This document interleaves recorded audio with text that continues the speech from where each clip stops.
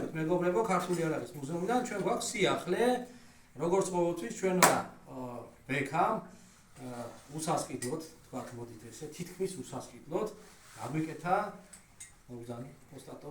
აი, ეს არის დამასკოს ფოლადის კაჟიანი თოფი, მე-18 საუკუნის გარე ჩახმახიანი.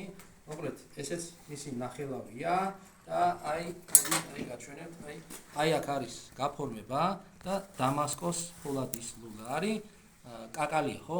ხო, ვწდები, ძვალი, კლასიკური ქართული ტიპის თოფია, რომელიც გავრცელებული იყო მე-18 საუკუნეში, თუმცა მე-20 საუკუნეშიც კი ჩვენი პაპები და ბაბუები ნადირობდნენ ასეთი თოფებით.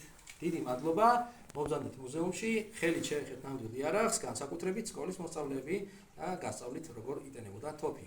და აი ესეთი თოფები და ესეთი დამბაჩები ამზადებს ჩვენი ბექა. მოვნიშნავ და სურვილი გაქვთ რომ აღადგინოს ესეთი ლულა, გაქვთ ლულა, აღადგენს და უყენებს კონდახს და მოკლედ ჩახმახსაც.